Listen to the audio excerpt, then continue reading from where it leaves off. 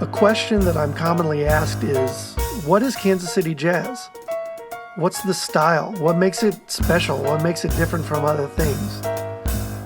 And that could be a very complex answer. You could talk about the city, you could talk about the environment in which the music was created, you could definitely talk about the people who created it, but there are some stylistic components that really make Kansas City jazz music unique, especially at the time of its inception.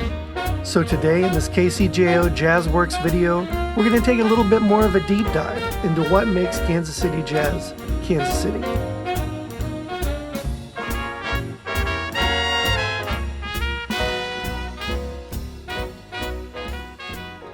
So let's talk about riffs, the building blocks of early Kansas City jazz music.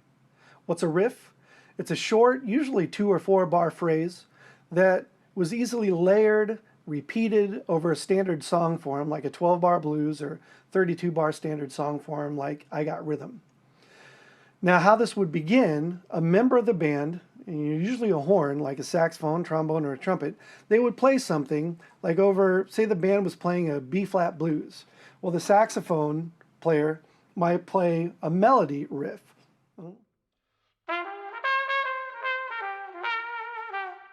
Right? Something like that.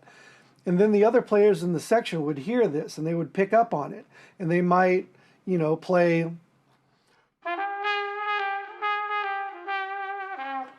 some kind of a harmony line to that melody line. The trumpets might pick up on that and they might want to respond to it. So if the saxophones were playing boo-doo-dee-doo-dee-doo-dee-da, or whatever that was, trumpets might play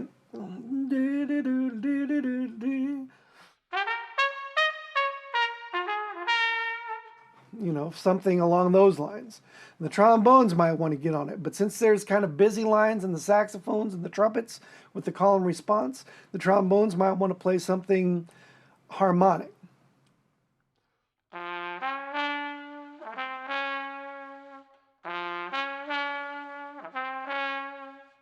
Something along those lines.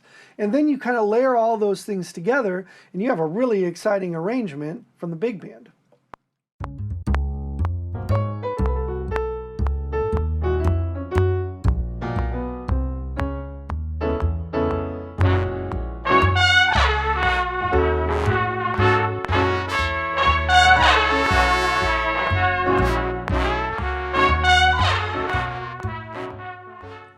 Now, aside from being a really cool method of creating music, this also played into, I guess we could say, the strengths of Kansas City's history, in that the clubs didn't have a closing time or a curfew, so a band might be playing from 10:30 p.m. until 5 or 6 in the morning.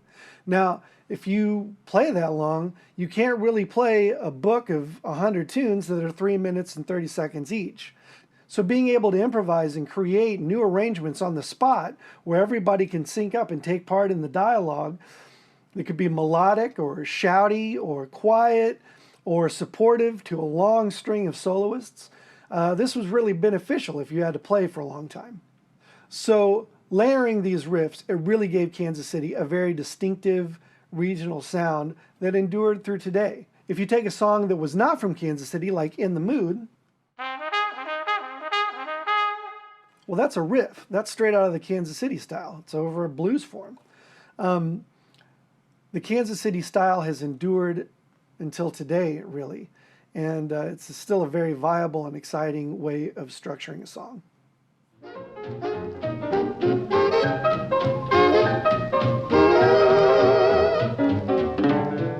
Now let's talk about the Kansas City style through the lens of Benny Moten and the classic tune Moten Swing. We're going to take you kind of step by step through the form and discuss what's going on and how this pertains to kind of the definitive early recording of Kansas City style. So right off the bat, you've got the rhythm section setting up the tempo. Instead of the band playing together as an introduction, this was a more natural way to get into the tune. Here for the second A section of the form, you've got Count Basie still playing a little piano solo. Down the bridge, you hear the trumpets and the saxophones calling and responding. to one another through those riffs we were talking about earlier.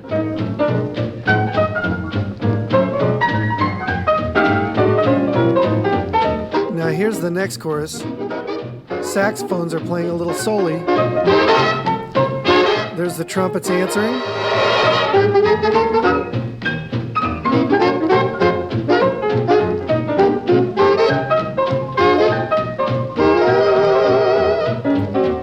Here's the bridge.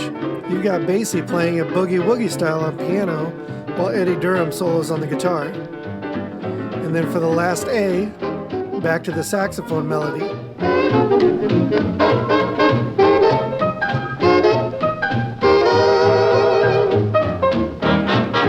Now here on the next chorus, you've got the band playing a long riff, an 8-measure riff. And as was typical in Kansas City jazz, there's a solo going on while the band is playing.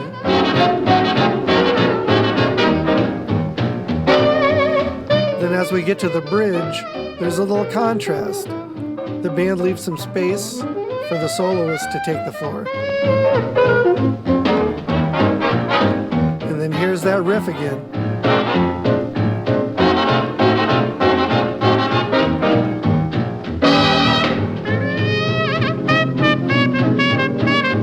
So now you hear the saxophones playing pads, chords behind the soloist. This is Hot Lips Page on the trumpet.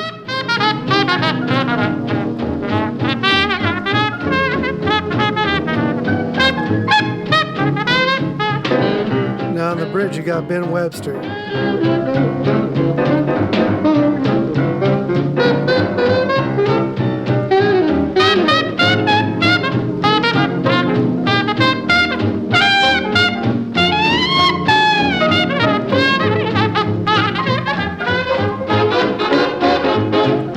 For the out chorus, the whole band's playing together. This is a totally new tune than what they established at the beginning, which again was very common in Kansas City jazz music.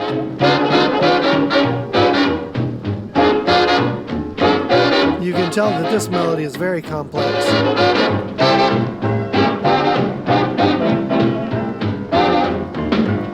This recording is great because at the beginning it really shows off that call and response head arrangement style of Kansas City.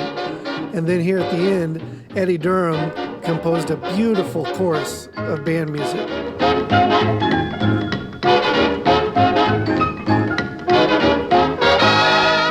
And a great ending.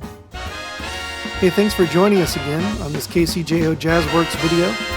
We're looking forward to providing more educational content for the community, for students, and anyone in between. Please stay tuned to our social media for more updates and subscribe to our YouTube channel here. We'd love to see you. Thanks. See you next time.